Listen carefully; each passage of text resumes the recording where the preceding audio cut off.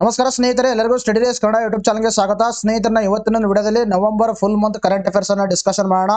ನೋಡಿ, ಈಗಾಗಲೇ ತಮ್ಮೆಲ್ಲರಿಗೂ ಗೊತ್ತಿದೆ ಏನಂದ್ರೆ ನಾವು ಜನವರಿ 2023 ರಿಂದ October 2023 full monthly current affairs ಅನ್ನು ನಾವು ಡಿಸ್ಕಷನ್ ಮಾಡಿದೀವಿ. ಈಗ November month full current affairs ಅನ್ನ ಡಿಸ್ಕಷನ್ ಮಾಡೋಣ. ಇದರಲ್ಲಿ ನಾವು ಏನ್ ಮಾಡ್ತೀವಿ ಅಂದ್ರೆ ಟಾಪ್ 50 ಕ್ವಶನ್ಸ್ ಗಳನ್ನ ಡಿಸ್ಕಷನ್ ಮಾಡ್ತೀವಿ. ಅವು ನಮ್ಮ ಎಕ್ಸಾಮ್ ದೃಷ್ಟಿಯಿಂದಾಗಿ ಏನಾಗಿರುತ್ತೆ ಅಂದ್ರೆ ಬಹಳ ಇಂಪಾರ್ಟೆಂಟ್ ಆಗಿರುತ್ತೆ. Yes, without wasting our time start ಮಾಡೋಣ. ನೋಡಿ, ಮೊದಲನೇ ಪ್ರಶ್ನೆ ಅಂತ ಕೇಳಿದ್ರೆ 2023ನೇ ಸಾಲಿನ ಬುಕರ್ ಪ್ರಶಸ್ತಿ ಗೆದ್ದವರು ಯಾರು ಅಂತ ಪ್ರಶ್ನೆಯನ್ನ ಕೇಳಿದ್ದಾರೆ. ಸೊ ಅದಕ್ಕೆ ಸರಿಯಾಗಿರ್ತಕ್ಕಂಥ ಉತ್ತರ ಯಾವ್ದಂದ್ರೆ ದಟ್ ಈಸ್ ಮೂರನೇ option, Paul Lynch is the right answer. Paul Lynch ಇದಕ್ಕೆ ಸರಿಯಾಗಿರ್ತಕ್ಕಂಥ ಉತ್ತರವಾಗಿದೆ. ನೋಡ್ರಿ, ಬಹಳ ಇಂಪಾರ್ಟೆಂಟ್ ಆಗಿರ್ತಕ್ಕಂಥ ಪ್ರಶ್ನೆ. ನಿಮ್ಮ ಮುಂದೆ ಬರ್ತಕ್ಕಂಥ ಎಕ್ಸಾಮ್ ಅಲ್ಲಿ ಡೈರೆಕ್ಟ್ ಆಗಿ ಇದೇ ತರ ಪ್ರಶ್ನೆಯನ್ನ ಕೇಳಬಹುದು. 2023ನೇ ಸಾಲಿನ ಬುಕರ್ ಪ್ರಶಸ್ತಿ ಗೆದ್ದವರು ಯಾರು ಅಂತ. ಸೊ ಅದಕ್ಕೆ ಸರಿಯಾಗಿರ್ತಕ್ಕಂಥ ಉತ್ತರ ಪೌಲ್ ಲಿಂಚ್.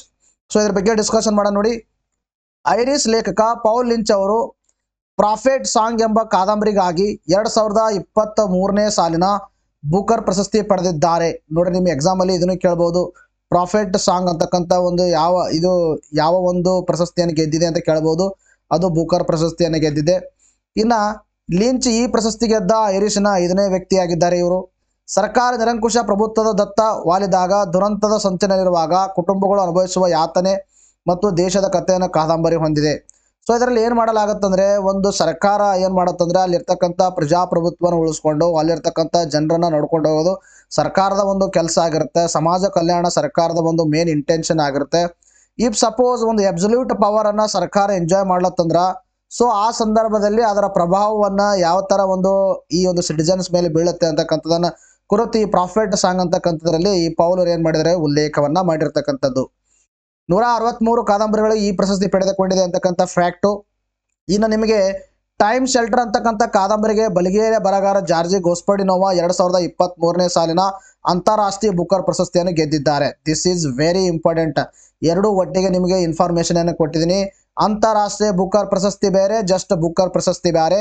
ಅಂತಾರಾಷ್ಟ್ರೀಯ ಬುಕರ್ ಪ್ರಶಸ್ತಿ ಯಾವ ಕೃತಿಗೆ? ಟೈಮ್ ಶೆಲ್ಟರ್ ಅಂತಕ್ಕಂಥ ಕಾದಂಬರಿಗೆ ನೀಡಲಾಗಿದೆ.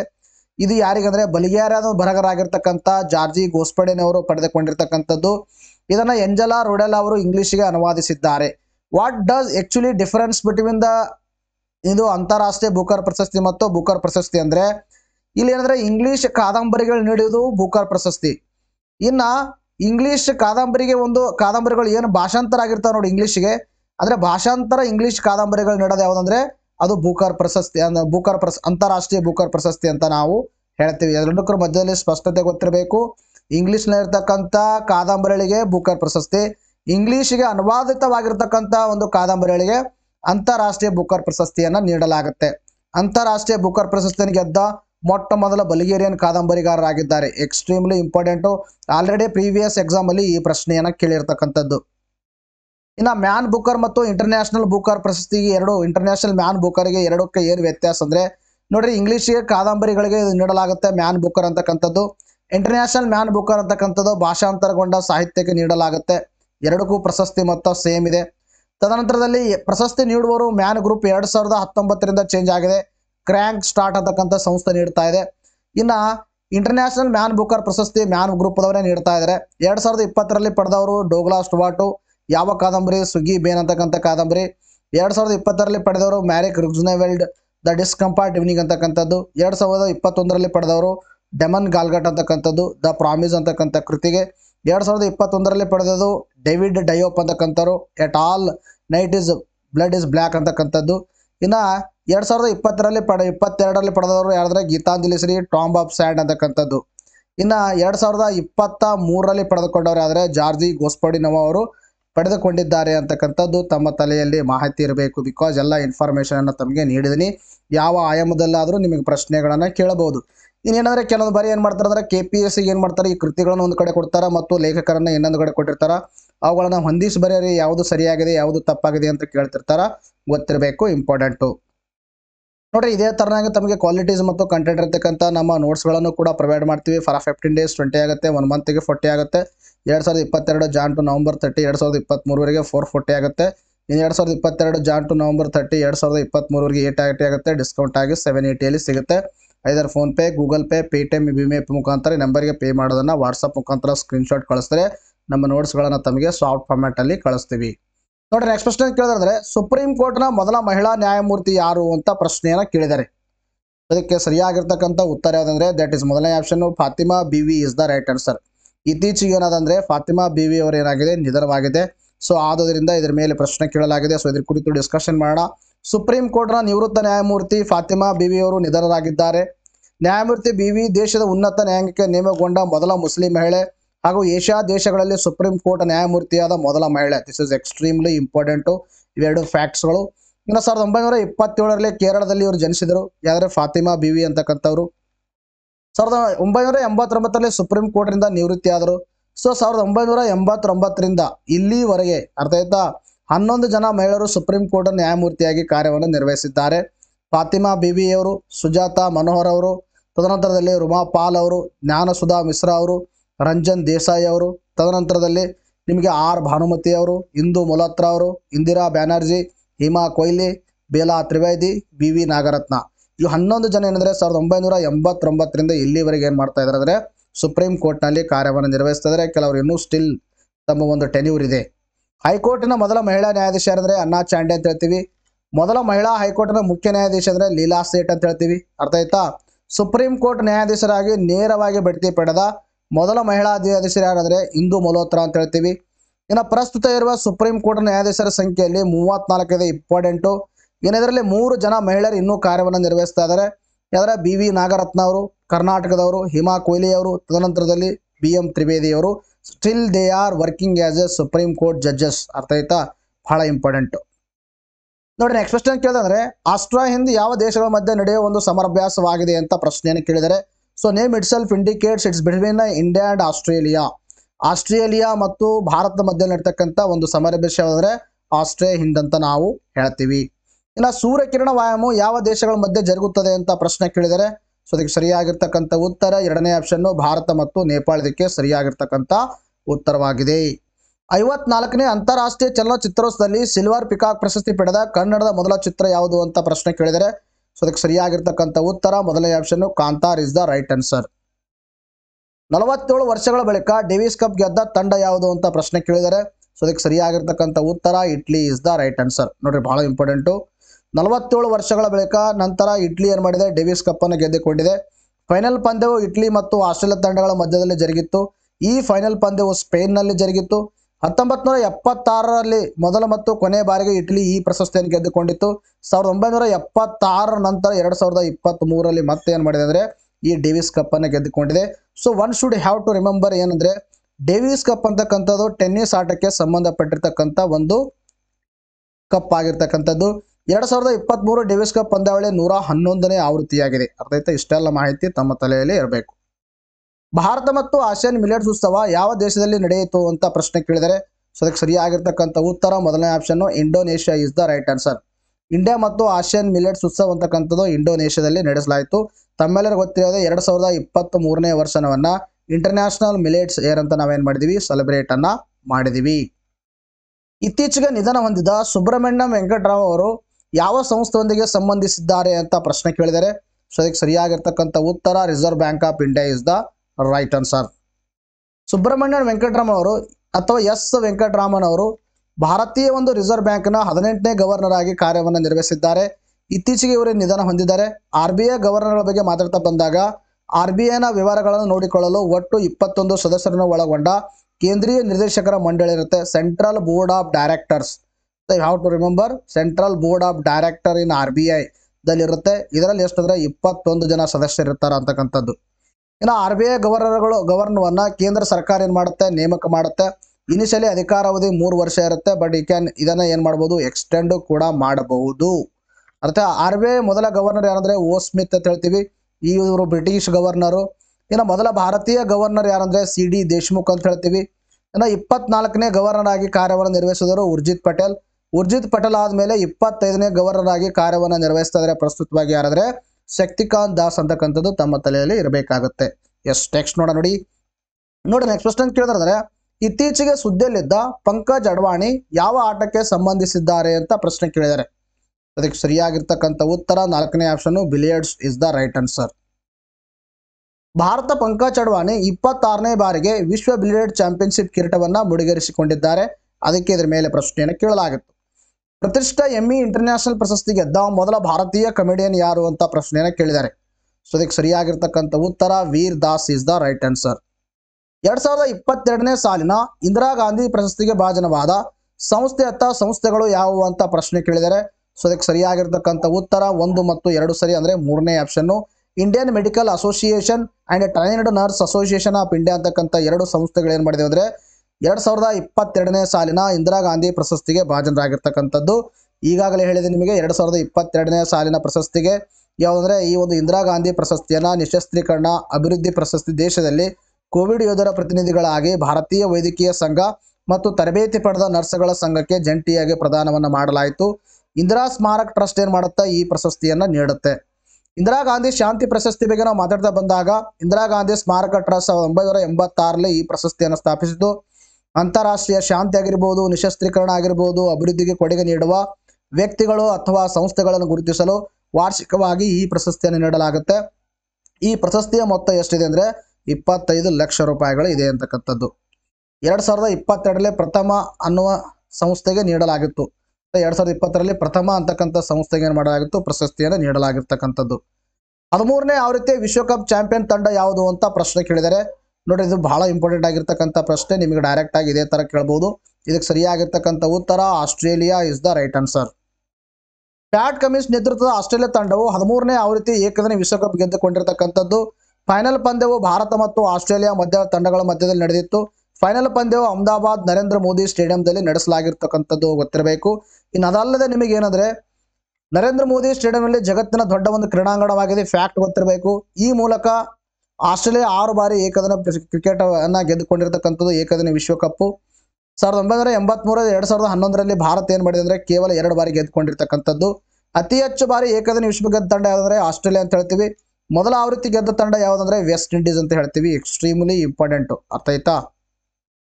ಇದರ ಒಂದು ಪ್ರಶಸ್ತಿಗಳ ಬಗ್ಗೆ ಮಾತಾಡ್ತಾ ಬಂದಾಗ player of the tournament Virat Kohli ಅವರಿಗೆ ಕೊಟ್ಟಿದ್ದಾರೆ. ಪ್ಲೇಯರ್ ಆಫ್ ದಿ ಮ್ಯಾಚ್ ಯಾರಿಗೆ ಕೊಟ್ಟಿದ್ದಾರೆ, ಟ್ರಾವಿಸ್ ಹೆಡ್ ಅವರಿಗೆ ಕೊಟ್ಟಿದ್ದಾರೆ. ಹೈಯೆಸ್ಟ್ ರನ್ ಸ್ಕೋರ್ ಯಾರಿಗೆ ಕೊಟ್ಟಿದ್ದಾರೆ, ವಿರಾಟ್ ಕೊಹ್ಲಿ ಅವರಿಗೆ ಕೊಟ್ಟಿದ್ದಾರೆ. ಹೈಯೆಸ್ಟ್ ವಿಕೆಟ್ ಟೇಕರ್ ಯಾರಿಗೆ ಕೊಟ್ಟಿದ್ದಾರೆ, Mohammed Shami. These are very important. ಜಾಗತಿಕ ಮೀನುಗಾರಿಕೆ ಸಮ್ಮೇಳನ 2023 ಯಾವ ನಗರದಲ್ಲಿ ಉದ್ಘಾಟಿಸಲಾಯಿತು ಅಂತ ಪ್ರಶ್ನೆ ಕೇಳಿದರೆ. ಸೊ ಅದಕ್ಕೆ ಸರಿಯಾಗಿರ್ತಕ್ಕಂಥ ಉತ್ತರ 2ನೇ option Ahmednagar is the right answer. ಇತ್ತೀಚೆಗೆ GI ಟ್ಯಾಗ್ ಪಡೆದ ಸಿಬಿಕ್ ಥಾರ್ನ್ ಯಾವ ರಾಜ್ಯ ಅಥವಾ ಯುಟಿದಾಗಿದೆ ಅಂತ ಪ್ರಶ್ನೆ ಕೇಳಿದರೆ. ಸೊ ಅದಕ್ಕೆ ಸರಿಯಾಗಿರ್ತಕ್ಕಂಥ ಉತ್ತರ Ladakh is the right answer. Bharat ಕೇಂದ್ರಾಡಳಿತ ಪ್ರದೇಶದ ಒಂದು ಲಡಾಖ್ನ ಸಿಬಿಕ್ ಥಾರ್ನ ಮುಳ್ಳಿನ ಪೊದೆ ಅಥವಾ ಸಣ್ಣ ಮರವು ಕೃಷಿ ಸರಕುಗಳ ವರ್ಗದ ಅಡಿಯಲ್ಲಿ GI ಟ್ಯಾಗ್ ಅನ್ನು ನೀಡಲಾಗಿರ್ತಕ್ಕಂಥದ್ದು. ಇದು GI ಟ್ಯಾಗ್ ಪಡೆದ ಲಡಾಖ್ನ ಒಂದು 4ನೇ ವಸ್ತುವಾಗಿದೆ. ಈಗಾಗಲೇ ಪಶ್ಮಿನಾ ಉಣ್ಣೆಗೆ ನೀಡಲಾಗಿದೆ. ಇದು ಇಂಪಾರ್ಟೆಂಟ್ ನೋಡ್ರಿ, ಪಶ್ಮಿನಾ ಉಣ್ಣೆ ಯಾವ ಪ್ರದೇಶದಲ್ಲಿ ಬೆಳೆಯಲಾಗುತ್ತೆ ಅಂದರೆ ಸಿಗುತ್ತೆ ಅಂತ ಪ್ರಶ್ನೆ ಕೇಳಿದರೆ ಎಕ್ಸಾಮಲ್ಲಿ ಸುಮಾರು ಬಾರಿ. ಅರ್ಥ ಆಯ್ತಾ. ಸಿಬಿಕ್ ಥಾರ್ನ್ ಇದು 4ನೇದು, ಅರ್ಥ ಆಯ್ತಾ. ಇನ್ನು ಕರ್ನಾಟಕದಿಂದ ಯಾವ GI ಟ್ಯಾಗ್ ಪಡೆದುಕೊಂಡಿದೆ ಅಂತಕ್ಕಂಥದ್ದು ನಿಮಗೆ ಒಂದು ಬಾರಿ ಇಲ್ಲಿ ಸ್ಲೈಡಲ್ಲಿ ನೀವು ಬೇಕಾದರೆ ಸ್ಕ್ರೀನ್ಶಾಟ್ ಅನ್ನು ತಗೊಳ್ಳಿ. ಮೈಸೂರು ಸಿಲ್ಕ್ ನೀಡಿದ್ದಾರೆ, ಮೈಸೂರು ಅಗರಬತ್ತಿ ನೀಡಿದ್ದಾರೆ, ಬಿದ್ರಿ ಇದ್ರಿಗೆ ನೀಡಿದ್ದಾರೆ, ಚನ್ನಪಟ್ಟಣ ಟಾಯ್ಸ್ ಆ್ಯಂಡ್ ಡಾಲ್ಸ್ ನೀಡಿದ್ದಾರೆ, ಮೈಸೂರು ರೋಸ್ ವುಡ್ ಕೊಟ್ಟಿದ್ದಾರೆ, ಮೈಸೂರು ಸ್ಯಾಂಡಲ್ವುಡ್ ಕೊಟ್ಟಿದ್ದಾರೆ, ಮೈಸೂರು ಸ್ಯಾಂಡಲ್ವುಡ್ ಸೋಪು ಕೊಟ್ಟಿದ್ದಾರೆ, ಆಯಿಲ್ ಕೊಟ್ಟಿದ್ದಾರೆ. ಒಂದು ಬಾರಿ ನಿಮ್ಗೆ ಗ್ರೂಪ್ ಸಿ ಎಕ್ಸಾಮಲ್ಲಿ ಏನು ಕೇಳಿದ್ರೆ ಕೆಳಗಣಗಳಲ್ಲಿ ಯಾವಕ್ಕೆ GI ಟ್ಯಾಗ್ ಕೊಟ್ಟಿದ್ದಾರೆ ಅಂತ ಏನು ಮಾಡಿಬಿಟ್ಟಾರೆ ಅಂದರೆ ಮೈಸೂರು ಸಿಲ್ಕ್ ಕೊಟ್ಟಿದ್ದಾರೆ, ಮೈಸೂರು ರೋಸ್ ವುಡ್ ಕೊಟ್ಟಿದ್ದಾರೆ, ಮೈಸೂರು ಸ್ಯಾಂಡಲ್ವುಡ್ ಆಯಿಲ್ ಕೊಟ್ಟಿದ್ದಾರೆ, ಮೈಸೂರು ಸ್ಯಾಂಡಲ್ ಸೋಪ್ ಕೊಟ್ಟಿದ್ದಾರೆ.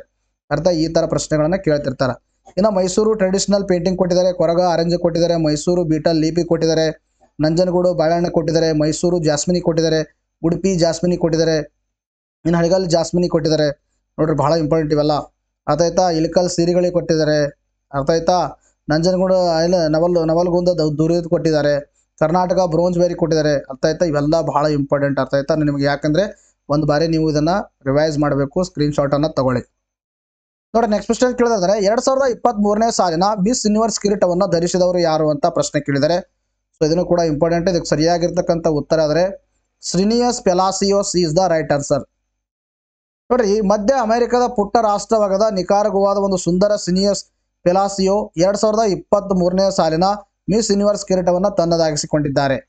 ಮಧ್ಯ ಅಮೆರಿಕದ ಒಂದು ಪುಟ್ಟ ರಾಷ್ಟ್ರ ಯಾವುದಂದ್ರೆ ನಿಕಾರಗುವಾ ಅಂತ ಹೇಳ್ತೀವಿ. ನಿಕಾರಗು ಅಂತಕ್ಕಂಥ ಒಂದು ರಾಷ್ಟ್ರ. ಆ ರಾಷ್ಟ್ರದ ಒಂದು ಸುಂದರಿ ಯಾರಂದ್ರೆ ಸಿನಿಸ್ ವೆಲಾಸಿಯಸ್ ಅವರಿಗೆ ಮಿಸ್ ಯೂನಿವರ್ಸ್ ಕಿರೀಟವನ್ನು ಸಿಕ್ಕಿದೆ. ಅಂತಿಮ ಸುತ್ತಿನ 20 ಬೆಡಗರಲ್ಲಿ ಈ ಪಟ್ಟಿಯಲ್ಲಿ ಶ್ವೇತಾ ಸಾರದ ಬಹುಮಾನವನ್ನು ವಂಚಿತರಾಗಿದ್ದಾರೆ ಭಾರತದವರು.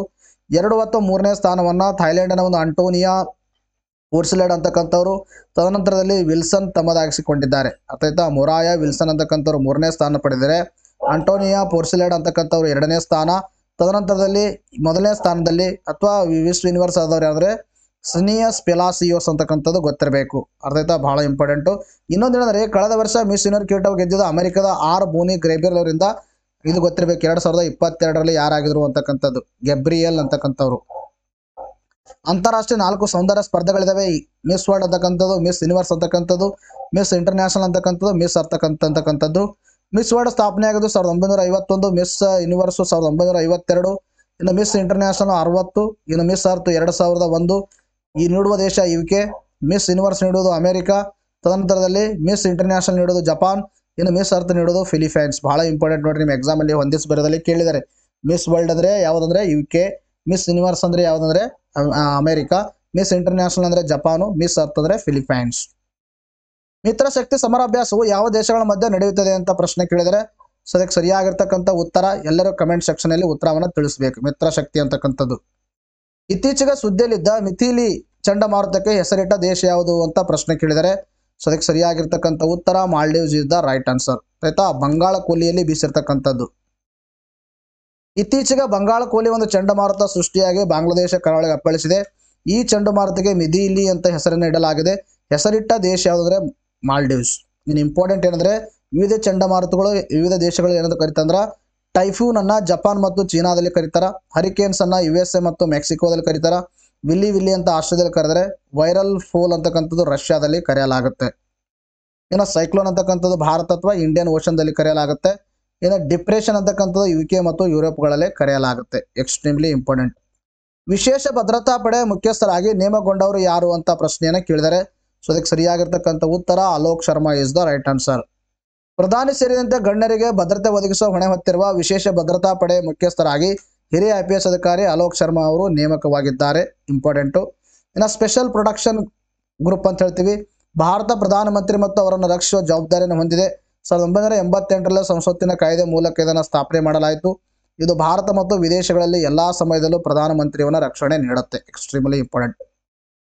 37ನೇ ಆವೃತ್ತಿಯ ರಾಷ್ಟ್ರೀಯ ಕ್ರೀಡಾಕೂಟ ಪದಕ ಪಟ್ಟಿಯಲ್ಲಿ ಅಗ್ರಸ್ಥಾನ ಪಡೆದ ರಾಜ್ಯ ಯಾವುದು ಅಂತ ಕೇಳಿದರೆ, ಇದಕ್ಕೆ ಸರಿಯಾಗಿರ್ತಕ್ಕಂಥ ಉತ್ತರ ಮಹಾರಾಷ್ಟ್ರ.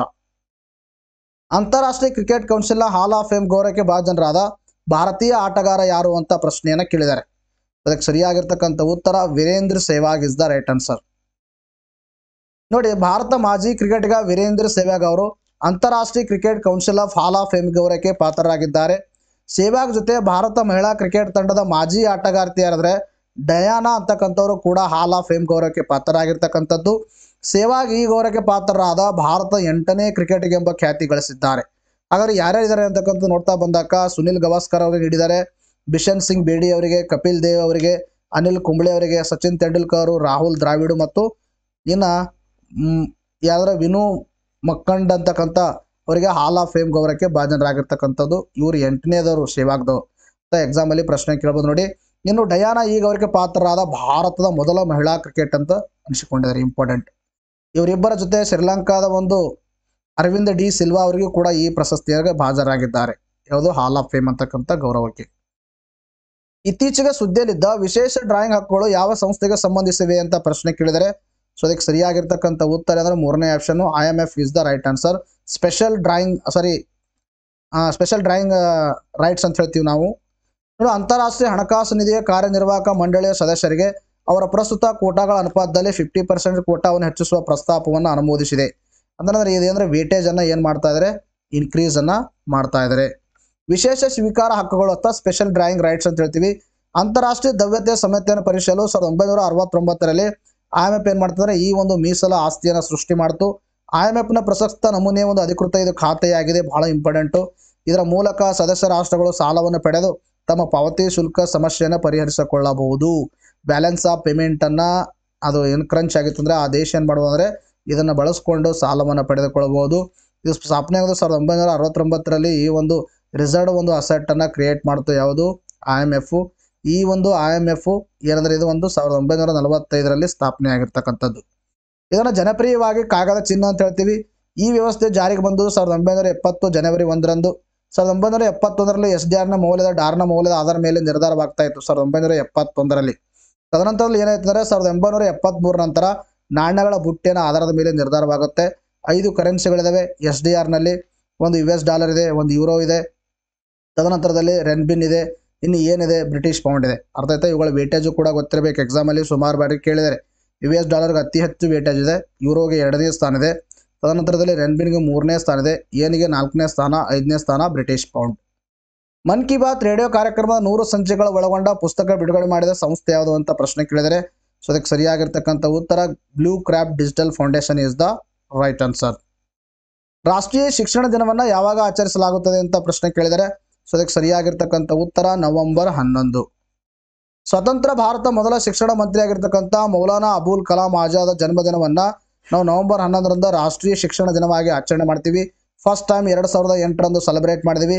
ಇನ್ನು ಮೌಲಾನಾ ಅಬುಲ್ ಕಲಾಂ ಆಜಾದ್ ಅವ್ರ ಬಗ್ಗೆ ಮಾತಾಡ್ತಾ ಬಂದಾಗ 1888ರಲ್ಲಿ ನವೆಂಬರ್ 11ರಂದು ಇದು ಸೌದಿ ಅರೇಬಿಯಾದ ಮೆಕ್ಕಾದಲ್ಲಿ ಜನನವಾಗುತ್ತೆ ಇವ್ರದ್ದು. ಇನ್ನು ಸ್ವತಂತ್ರ ಭಾರತ ಮೊದಲ ಶಿಕ್ಷಣ ಸಚಿವರಾಗಿ ಕಾರ್ಯವನ್ನು ನಿರ್ವಹಿಸಿದ್ದಾರೆ. ಇವರಿಗೆ ಭಾರತ ರತ್ನವನ್ನು 1992ರಲ್ಲಿ ನೀಡಲಾಗಿದೆ. ಇಂಪಾರ್ಟೆಂಟು. ಇವರು ಬರೆದಿರ್ತಕ್ಕಂಥ ಪುಸ್ತಕ ಇಂಪಾರ್ಟೆಂಟು, ಇಂಡಿಯಾ ವಿನ್ಸ್ ಫ್ರೀಡಮ್ ಅಂತಕ್ಕಂಥದ್ದು. ಇವ್ರ ಪತ್ರಿಕೆಗಳು ಅಲ್ ಹಿಲಾಲ್, ಅಲ್ ಬಿಲಾಲ್. ಇವು ಇಂಪಾರ್ಟೆಂಟ್ ನೋಡಿ, ಎಕ್ಸಾಮಲ್ಲಿ ಸುಮಾರು ಬಾರಿ ಕೇಳಿರ್ತಕ್ಕಂಥದ್ದು.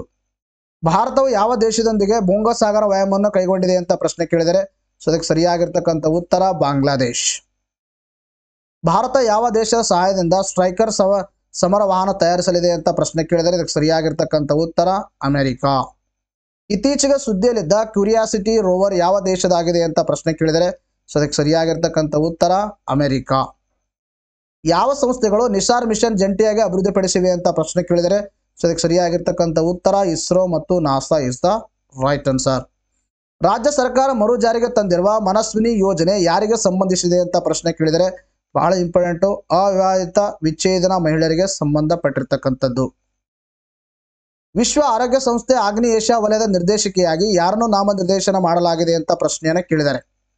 ಸೊ ಇದಕ್ಕೆ ಸರಿಯಾಗಿರ್ತಕ್ಕಂಥ ಉತ್ತರ ಯಾವುದಂದ್ರೆ ದ್ಯಾಟ್ ಇಸ್ ಬಾಂಗ್ಲಾದೇಶದ ಪ್ರಧಾನಿ ಶೇಖ್ ಹಸೀನಾ ಅವರ ಪುತ್ರಿ ಯಾವ್ದಾರ ಸೈಮಾ ವಾಜೇದ್ ಅಂತಕ್ಕಂಥವ್ರಿಗೆ. ಅರ್ಥ ಆಯ್ತಾ? ಸೈಮಾ ವಾಜೇದ್ ಇದಕ್ಕೆ ಸರಿಯಾಗಿರ್ತಕ್ಕಂಥ ಉತ್ತರವಾಗಿದೆ. ಇಂಟರ್ನ್ಯಾಷನಲ್ ಸೋಲಾರ್ ಅಲಯನ್ಸ್ ಯಾವ ದೇಶಗಳು ಪ್ರಾರಂಭಿಸಿದವು ಅಂತ ಪ್ರಶ್ನೆ ಕೇಳಿದರೆ, ಇದಕ್ಕೆ ಸರಿಯಾಗಿರ್ತಕ್ಕಂಥ ಉತ್ತರ ಮೊದಲನೇ ಆಪ್ಷನ್ ಭಾರತ ಮತ್ತು ಫ್ರಾನ್ಸ್. ಎಕ್ಸರ್ಸೈಸ್ ಕಜಿಂದ 2023 ಯಾವ ದೇಶಗಳ ಮಧ್ಯೆ ನಡೆಯುವ ಸಮರಾಭ್ಯಾಸವಾಗಿದೆ ಅಂತ ಪ್ರಶ್ನೆ ಕೇಳಿದರೆ, ಇದಕ್ಕೆ ಸರಿಯಾಗಿರ್ತಕ್ಕಂಥ ಉತ್ತರ ಮೇಲಿನ ಯಾವುದೂ ಅಲ್ಲ. ಆಯ್ತಾ? ಮೇಲಿನ ಯಾವುದೂ ಅಲ್ಲ, ಇದರಲ್ಲಿ ಆಪ್ಷನ್ ಇಲ್ವೇ ಇಲ್ಲ. ಇದು ಭಾರತ ಮತ್ತು ಕಜಕಿಸ್ತಾನ್ ಮಧ್ಯದಲ್ಲಿ ನಡೆಯುತ್ತೆ. S-400 ಕ್ಷಿಪಣಿಯು ಭಾರತ ಯಾವ ದೇಶದಿಂದ ಕರೆಸಿದೆ ಅಂತ ಪ್ರಶ್ನೆ ಕೇಳಿದರೆ, ಇದಕ್ಕೆ ಸರಿಯಾಗಿರ್ತಕ್ಕಂಥ ಉತ್ತರ ರಷ್ಯಾ. ರಾಷ್ಟ್ರೀಯ ಜಲ್ ಜೀವನ್ ಮಿಷನ್ ಯಾವಾಗ ಪ್ರಾರಂಭಿಸಲಾಗಿದೆ ಅಂತ ಪ್ರಶ್ನೆ ಕೇಳಿದರೆ, ಇದಕ್ಕೆ ಸರಿಯಾಗಿರ್ತಕ್ಕಂಥ ಉತ್ತರ 2019.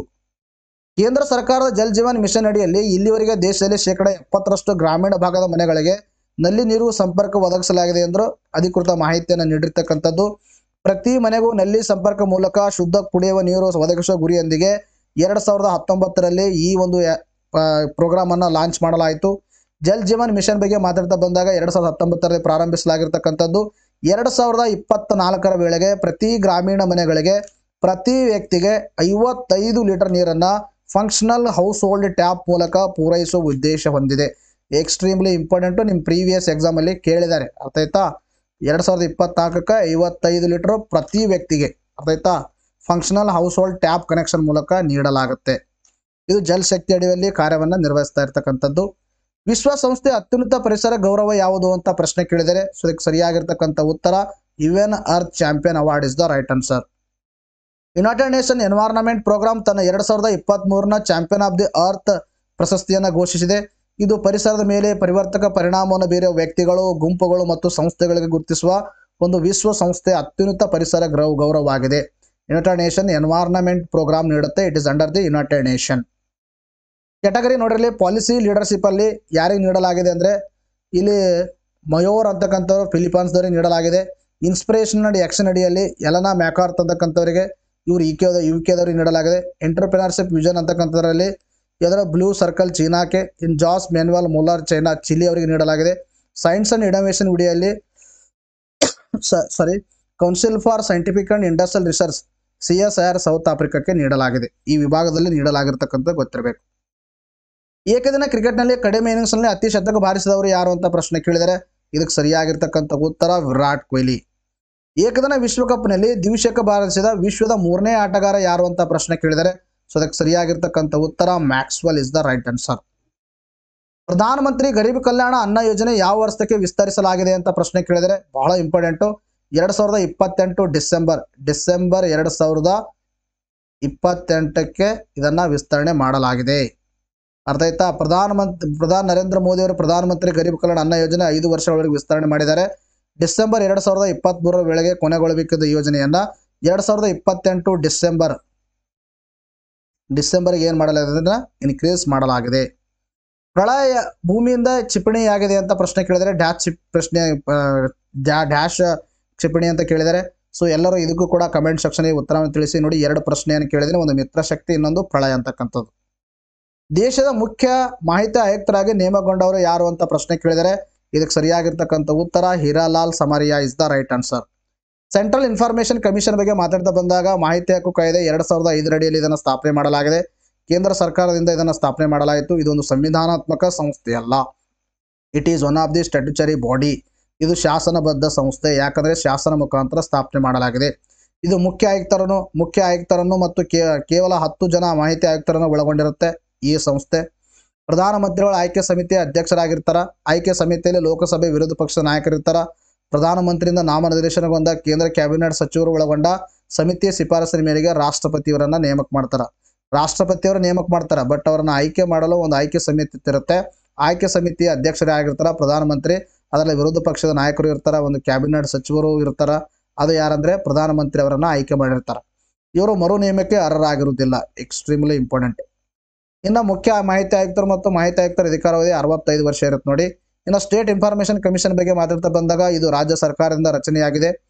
ಇದು ಒಬ್ಬ ಮುಖ್ಯ ಮಾಹಿತಿ ಆಯುಕ್ತರು ಮತ್ತು 10ಕ್ಕಿಂತ ಹೆಚ್ಚು ಮಾಹಿತಿ ಆಯುಕ್ತರನ್ನು ಒಳಗೊಂಡಿರುತ್ತದೆ. ಅರ್ಥ ಆಯ್ತಾ? ಇದರಲ್ಲಿ ಮುಖ್ಯಮಂತ್ರಿ ನೇತೃತ್ವದ ನೇಮಕಾತಿ ಸಮಿತಿಯನ್ನು ಮಾಡಿ ಶಿಫಾರಸಿನ ಮೇರೆಗೆ ಇವರನ್ನ ರಾಜ್ಯಪಾಲರು ನೇಮಕ ಮಾಡ್ತಾರ. ಪ್ರಸ್ತುತ ಸುಪ್ರೀಂ ಕೋರ್ಟ್ ನ್ಯಾಯಾಧೀಶರ ಸಂಖ್ಯೆ ಎಷ್ಟು ಅಂತ ಪ್ರಶ್ನೆ ಕೇಳಿದರೆ ಸೊ ಅದಕ್ಕೆ ಸರಿಯಾಗಿರ್ತಕ್ಕಂಥ ಉತ್ತರ 2ನೇ option 34. Extremely important. Last time ನೀವು PC ಎಕ್ಸಾಮ್ ಅಲ್ಲಿ ಪ್ರಶ್ನೆ ಕೇಳಿದರು. 2022ನೇ ಸಾಲಿನ ಅತಿ ಹೆಚ್ಚು ಕ್ಷಯರೋಗ ಪ್ರಕರಣಗಳು ಯಾವ ದೇಶದಲ್ಲಿ ದಾಖಲಾಗಿವೆ ಅಂತ ಪ್ರಶ್ನೆ ಕೇಳಿದರೆ ಸೊ ಅದಕ್ಕೆ ಸರಿಯಾಗಿರ್ತಕ್ಕಂಥ ಉತ್ತರ ಭಾರತ. ಸುಪ್ರೀಂ ಕೋರ್ಟ್ ಮೀಸಲಾತಿಯನ್ನ 50% ಮಿತಿಯನ್ನು ಯಾವ ಪ್ರಕರಣದಲ್ಲಿ ಹೇರಿದೆ ಅಂತ ಪ್ರಶ್ನೆ ಕೇಳಿದರೆ ಸೊ ಅದಕ್ಕೆ ಸರಿಯಾಗಿರ್ತಕ್ಕಂಥ ಉತ್ತರ Indira Sahni is the right answer. ನೋಡ್ರಿ, ಬಹಳ ಇಂಪಾರ್ಟೆಂಟ್ ಪ್ರಶ್ನೆ ಇದು. ಕೃಷಿ ಭಾಗ್ಯ ಯೋಜನೆ ಉದ್ದೇಶವೇನು ಅಂತ ಪ್ರಶ್ನೆ ಕೇಳಿದರೆ ಸೊ ಅದಕ್ಕೆ ಸರಿಯಾಗಿರ್ತಕ್ಕಂಥ ಉತ್ತರ ಕೃಷಿ ಹೊಂಡಗಳನ್ನು ನಿರ್ಮಿಸುವುದು. ಯಾವ ನಗರದ ಭವ್ಯ ದೀಪೋತ್ಸವ ಕಾರ್ಯಕ್ರಮ ಈ ಬಾರಿ ಹೊಸ ಗಿನ್ನಿಸ್ ದಾಖಲೆ ನಿರ್ಮಿಸಿದೆ ಅಂತ ಪ್ರಶ್ನೆ ಕೇಳಿದರೆ ಸೊ ಅದಕ್ಕೆ ಸರಿಯಾಗಿರ್ತಕ್ಕಂಥ ಉತ್ತರ Ayodhya is the right answer. ಇತ್ತೀಚೆಗೆ ರಾಜ್ಯ ಕಾರ್ಯದರ್ಶಿಯಾಗಿ ನೇಮಕಗೊಂಡವರು ಯಾರು ಅಂತ ಪ್ರಶ್ನೆಯನ್ನ ಕೇಳಿದ್ದಾರೆ. ಅದಕ್ಕೆ ಸರಿಯಾಗಿರ್ತಕ್ಕಂಥ ಉತ್ತರ Rajneesh Goyal is the right answer. COP 28 ಸಮ್ಮೇಳನವು ಎಲ್ಲಿ ನಡೆಯುತ್ತಿದೆ ಅಂತ ಪ್ರಶ್ನೆ ಕೇಳಿದರೆ ಇದಕ್ಕೆ ಸರಿಯಾಗಿರ್ತಕ್ಕಂಥ ಉತ್ತರ ದುಬೈ. 2023ರಲ್ಲಿ COP 28 ನಡೆದಿತ್ತು. ಸೊ ಇದೆಲ್ಲಂದ್ರೆ ದುಬೈದಲ್ಲಿ ನಡೆದಿದೆ ಅಂತಕ್ಕಂಥ ಗೊತ್ತಿರಬೇಕು. ಎಮಿಷನ್ ಗ್ಯಾಪ್ ವರದಿ 14ರ ಆವೃತ್ತಿ ಬಿಡುಗಡೆ ಮಾಡಿದ ಸಂಸ್ಥೆ ಯಾವುದು ಅಂತ ಪ್ರಶ್ನೆಯನ್ನು ಕೇಳಿದರೆ ಸೊ ಅದಕ್ಕೆ ಸರಿಯಾಗಿರ್ತಕ್ಕಂಥ ಉತ್ತರ ಅಂದರೆ ದಟ್ ಇಸ್ 2ನೇ option UNEP is the right answer. United Nation Environment Programme ಅಂತ ಹೇಳ್ತೀವಿ. ಅತಿ ಹೆಚ್ಚು ಹಸಿರುಮನೆ ಅನಿಲಗಳನ್ನು ಹೊರಸೂಸುವ ದೇಶಗಳು 1ನೇ ಸ್ಥಾನ ಚೀನಾ, 2ನೇ ಸ್ಥಾನ ಅಮೆರಿಕ, 3ನೇ ಸ್ಥಾನ ಭಾರತ. ಇಂಪಾರ್ಟೆಂಟ್ ನೋಡಿ. ಸಾಗರ ದಾಳದಲ್ಲಿ ಹುದುಗಿರುವ ಅಚ್ಚರಿಗಳನ್ನು ಅನ್ವೇಷಿಸಲು ಯಾವ ಒಂದು ವಾಹನವನ್ನು ಬಳಸಲಾಗುತ್ತಿದೆ ಅಂತ ಪ್ರಶ್ನೆ ಕೇಳಿದರೆ ಸೊ ಅದಕ್ಕೆ ಸರಿಯಾಗಿರ್ತಕ್ಕಂಥ ಉತ್ತರ ಮತ್ಸ್ಯ 600 ಇಸ್ ದ ರೈಟ್ ಆನ್ಸರ್. ಇತ್ತೀಚೆಗೆ ಯಾವ ದೇಶವು ಮಲಿಂಗ್ಯಾಂಗ್ 1 ಬೇಹುಗಾರಿಕೆ ಉಪಗ್ರಹವನ್ನು ಉಡಾವಣೆ ಮಾಡಿದೆ ಅಂತ ಪ್ರಶ್ನೆ ಕೇಳಿದರೆ ಸೊ ಅದಕ್ಕೆ ಸರಿಯಾಗಿರ್ತಕ್ಕಂಥ ಉತ್ತರ ಉತ್ತರ ಕೊರಿಯಾ. ರಾಷ್ಟ್ರೀಯ ಹಾಲು ದಿನವನ್ನ ಯಾವಾಗ ಆಚರಿಸಲಾಗುತ್ತದೆ ಅಂತ ಪ್ರಶ್ನೆ ಕೇಳಿದರೆ ಸೊ ಅದಕ್ಕೆ ಸರಿಯಾಗಿರ್ತಕ್ಕಂಥ ಉತ್ತರ ನವೆಂಬರ್ 26. ಡಾಕ್ಟರ್ ವರ್ಗೀಸ್ ಕುರಿಯನ್ ಅವರ ಒಂದು ಬರ್ತ್ಡೇನ ನಾವು ಸೆಲೆಬ್ರೇಟ್ ಮಾಡ್ತೀವಿ ರಾಷ್ಟ್ರೀಯ ಹಾಲು ದಿನ ಅಂತ. ಭಾರತ ಶ್ವೇತ ಕ್ರಾಂತಿ ಪಿತಾಮಹರಾಗಿದ್ದಾರೆ. ಆಪರೇಷನ್ ಫ್ಲಡ್ ಅನ್ನು ಇವರು ಮುನ್ನಡೆಸಿಕೊಂಡಿದ್ದಾರೆ. ಗುಜರಾತ್ನಲ್ಲಿ ಅಮೂಲ್ ಎಂಬ ಸಹಕಾರಿ ಹಾಲು ಒಕ್ಕೂಟನ್ನು ಇವರು ಸ್ಥಾಪನೆ ಮಾಡಿದ್ರು. ಇವ್ರಿಗೆ ಸಂದಿರ್ತಕ್ಕಂಥ ಪ್ರಶಸ್ತಿಗಳು ರಾಮನ್ ಮ್ಯಾಕ್ಸೆ ಪ್ರಶಸ್ತಿ 1963, ಕೃಷಿ ರತ್ನ ಪ್ರಶಸ್ತಿ 1986, ವಿಶ್ವ ಆಹಾರ ಪ್ರಶಸ್ತಿ 1989, ಪದ್ಮಶ್ರೀ ಪ್ರಶಸ್ತಿ 1966.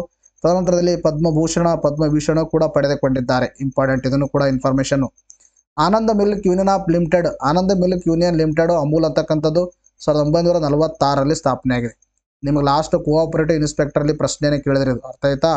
ಇದು ನಿಮಗೆ ಗ್ರೂಪ್ C ಎಕ್ಸಾಮಿನೇಷನ್ ಅಲ್ಲಿ ಒಂದು ಕೋಆಪರೇಟಿವ್ ಮೂವ್ಮೆಂಟ್ ಅಥವಾ ಕೋಆಪರೇಟಿವ್ ಸೊಸೈಟೀಸ್ ಏನಿದೆ ಆ ಭಾಗದಲ್ಲಿ ಇಂಪಾರ್ಟೆಂಟ್ ಆಗುತ್ತೆ. ಗುಜರಾತ್ ಇದೆ, ಸ್ಥಾಪಕರು ವರ್ಗೀಸ್ ಕುರಿಯನ್ ಅವರು. ವಿಶೇಷತೆ ದೇಶದ ಮತ್ತು ವಿಶ್ವದ ಅತ್ಯಂತ ಹಾಲು ಉತ್ಪಾದಕ ಒಂದು ಒಕ್ಕೂಟವಾಗಿದೆ. ಇಂಪಾರ್ಟೆಂಟ್. ಕರ್ನಾಟಕದಲ್ಲಿ ಹೆಚ್ಚು ಯಶಸ್ಸು ಪಡೆದ ಹಾಲು ಉತ್ಪಾದಕರ ಸಂಘ ಅಂದರೆ ಯಾವುದಂದ್ರೆ KMF ಅಂತ ಹೇಳ್ತೀವಿ. ಕರ್ನಾಟಕ ಮಿಲ್ಕ್ ಫೆಡರೇಷನ್ ಸ್ಥಾಪನೆಯಾಗುವುದು 1974ರಲ್ಲಿ. ಕರ್ನಾಟಕದ ನಂದಿನಿ ಹಾಲಿನ ಉತ್ಪನ್ನಗಳು ಎಲ್ಲೆಡೆ ಏನಾಗಿದೆ ಅಂದರೆ ಪ್ರಸಿದ್ಧವಾಗಿವೆ. ಅಂದರೆ KMF ಅಂದರೆ ನಂದಿನಿ ಪ್ರಾಡಕ್ಟ್ಸ್ ಅಂತ ನಾವು ಹೇಳ್ತೀವಿ. ಇತ್ತೀಚೆಗೆ ಸುದ್ದಿಯಲ್ಲಿದ್ದ ರಾಜ್ಯ ಮಾನವ ಹಕ್ಕುಗಳ ಅಧ್ಯಕ್ಷರಾಗಿ ನೇಮಕಗೊಂಡವರು ಯಾರು ಅಂತ ಪ್ರಶ್ನೆ ಕೇಳಿದರೆ ಸೊ ಅದಕ್ಕೆ ಸರಿಯಾಗಿರ್ತಕ್ಕಂಥ ಉತ್ತರ L Narayanaswamy is the right answer. ನೋಡಿ ಇದನ್ನು ಕೂಡ ಬಹಳ ಇಂಪಾರ್ಟೆಂಟ್. ರಾಜ್ಯ ಮಾನವ ಹಕ್ಕುಗಳ ಆಯೋಗದ ಅಧ್ಯಕ್ಷರಾಗಿ ಹೈಕೋರ್ಟ್ನ ಒಂದು ನಿವೃತ್ತ ನ್ಯಾಯಮೂರ್ತಿಯಾಗಿರ್ತಕ್ಕಂಥ ಎಲ್ ನಾರಾಯಣಸ್ವಾಮಿ ಅವರನ್ನ ನೇಮಿಸಿ ಸರ್ಕಾರ ಆದೇಶವನ್ನು ಹೊರಡಿಸಿದೆ. ಇದರ ಜೊತೆಗೆ ಆಯೋಗದ ಸದಸ್ಯರಾಗಿ ನಿವೃತ್ತ ಜಿಲ್ಲಾ ನ್ಯಾಯಾಧೀಶ SK ವಂಟಿಗೋಡಿ ಅವರಿಗೆ, ನಿವೃತ್ತ IPS ಅಧಿಕಾರಿ ಮತ್ತು KPS ಮಾಜಿ ಅಧ್ಯಕ್ಷ ಶ್ಯಾಮ್ ಭಟ್ ಅವರನ್ನು ನೇಮಕ ಮಾಡಲಾಗಿದೆ. ಶ್ಯಾಮ್ ಭಟ್ ಮತ್ತು ವಂಟಿಗೋಡಿ ಅಂತಕ್ಕಂಥವರು ಸದಸ್ಯರಾದರೆ ಅಧ್ಯಕ್ಷರಾಗಿ ಎಲ್ ನಾರಾಯಣಸ್ವಾಮಿ ಅವರನ್ನು ನೇಮಕ ಮಾಡಲಾಗಿರ್ತಕ್ಕಂಥದ್ದು. ಕರ್ನಾಟಕ ರಾಜ್ಯ ಮಾನವ ಹಕ್ಕುಗಳ ಆಯೋಗ ಬಗ್ಗೆ ಮಾತಾಡ್ತಾ ಬಂದಾಗ ಕರ್ನಾಟಕ ರಾಜ್ಯ ಮಾನವ ಹಕ್ಕುಗಳ ಆಯೋಗವು ಮಾನವ ಹಕ್ಕುಗಳ ರಕ್ಷಣೆ ಅಧಿನಿಯಮ 1993 ಅಡಿಯಲ್ಲಿ 25/7/2007 ಸ್ಥಾಪನೆಯಾಗಿರ್ತಕ್ಕಂಥದ್ದು. ಇದರ ಒಂದು ಕೇಂದ್ರ ಕಚೇರಿ ಎಲ್ಲಿದೆ ಅಂದರೆ ಬೆಂಗಳೂರಲ್ಲಿ. ಜಗತ್ತಿನ ಅತಿ ದೊಡ್ಡ ಆರೋಗ್ಯ ರಕ್ಷಣಾ ಯೋಜನೆ ಯಾವುದು ಅಂತ ಪ್ರಶ್ನೆಯನ್ನು ಕೇಳಿದರೆ ಸೊ ಅದಕ್ಕೆ ಸರಿಯಾಗಿರ್ತಕ್ಕಂಥ ಉತ್ತರ ಆಯುಷ್ಮಾನ್ ಭಾರತ್ ಯೋಜನೆ. ಈ ಆಯುಷ್ಮಾನ್ ಭಾರತ ಕೇಂದ್ರಗಳಿಗೆ ಏನು ಮಾಡಲಾಗಿದೆ ಅಂದರೆ ಆಯುಷ್ಮಾನ್ ಆರೋಗ್ಯ ಮಂದಿರ ಅಂತ ಹೆಸರನ್ನ ಇಡಲಾಗಿದೆ. ಅರ್ಥ ಆಯ್ತಾ? ಸಂಜತಾ ದೇವ್ ಶರ್ಮಾ ಯಾವ ದೇಶದ ಸೆನೆಟ್ಗೆ ಆಯ್ಕೆಯಾಗಿದ್ದಾರೆ ಅಂತ ಪ್ರಶ್ನೆ ಕೇಳಿದರೆ ಸೊ ಅದಕ್ಕೆ ಸರಿಯಾಗಿರ್ತಕ್ಕಂಥ ಉತ್ತರ ಅಂದರೆ 4ನೇ option Australia is the right answer.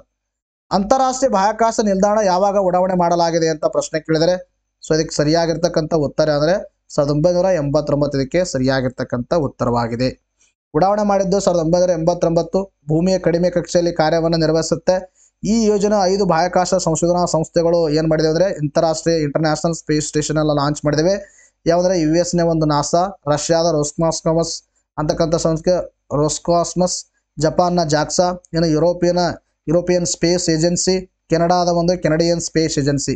ಈ 5 ಏಜೆನ್ಸಿಗಳು ಸೇರಿಬಿಟ್ಟು ಇಂಟರ್ನ್ಯಾಷನಲ್ ಸ್ಪೇಸ್ ಸ್ಟೇಷನನ್ನು 1998ರಲ್ಲಿ ಲೋ ಅರ್ತ್ ಆರ್ಬಿಟಲ್ಲಿ ಏನು ಮಾಡಲಾಗಿದೆ ಅಂದರೆ ಪ್ಲೇಸ್ ಮಾಡಲಾಗಿದೆ. 26/11 ದಾಳಿ ನಡೆದ ವರ್ಷ ಯಾವುದು ಅಂತ ಪ್ರಶ್ನೆ ಕೇಳಿದರೆ ಸೊ ಅದಕ್ಕೆ ಸರಿಯಾಗಿರ್ತಕ್ಕಂಥ ಉತ್ತರ 2008. ಎಸ್, ಇವತ್ತಿಗೆ ವಿಡಿಯೋನ ಮುಗಿಸೋಣ. ಮತ್ತೆ ಮುಂದಿನ ವಿಡಿಯೋದಲ್ಲಿ ಭೇಟಿಯಾಗೋಣ. Thank you friends. ಬಾಯ್.